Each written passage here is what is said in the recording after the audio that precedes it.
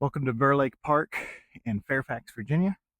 Join me in my meditations on Matthew 21, verses 6 through 11 as I play some disc golf, seek to glorify the Lord for His word, for His world, and for His Redeemer.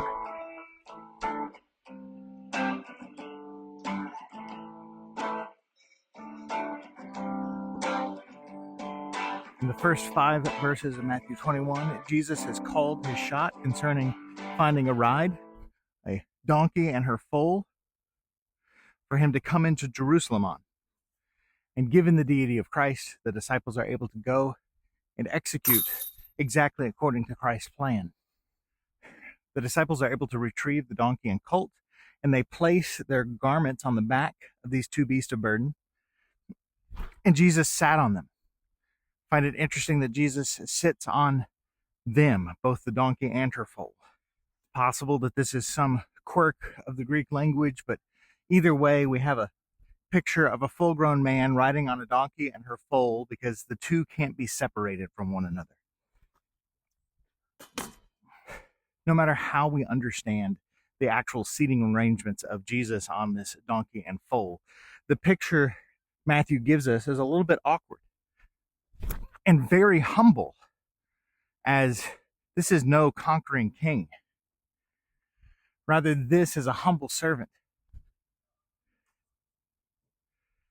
Entering the city, it's the people who provide the fanfare, who contribute to the glory of Jesus in his coming.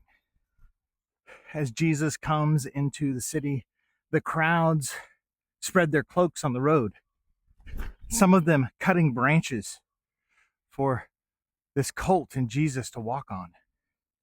The crowds are voluntarily laying out the red carpet for Jesus, but lacking carpet, they use their own clothing. Even on his humble ride, they recognize that Jesus is worthy of honor and glory. And the people are not content just to follow along before and behind. They're singing praises to the Lord, crying out, "Hosanna to the Son of David. Blessed be he who comes in the name of the Lord. Hosanna in the highest." They're repeating the testimony of the blind men who received their sight, that Jesus is in fact the promised Son of David. Their songs of praise are accurate and true, giving glory and praise to God, praising Jesus for who he actually is. This is the triumphant entry of Israel's king into Israel's city, even as her king is presenting himself as the lowly, suffering servant. We'll recall that the crowd coming into the city with Jesus was coming from their surrounding areas, headed to Jerusalem for the feast and the festival. And when they get into Jerusalem, Jerusalem itself is cast into an uproar, and they ask, "Who is this?" And the crowd is more than happy to explain who Jesus is, as they understand.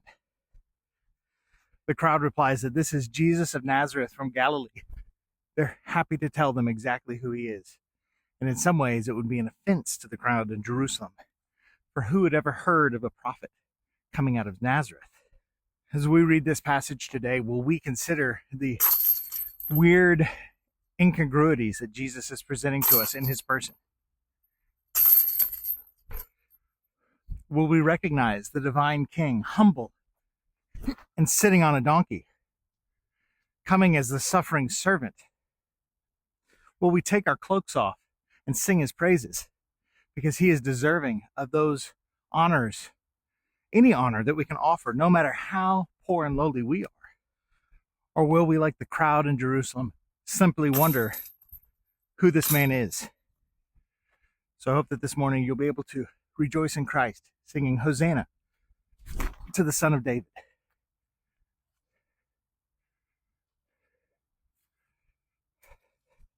That you would meditate on his word, that we might truly understand who Christ is. And that you might join me next time. Until then.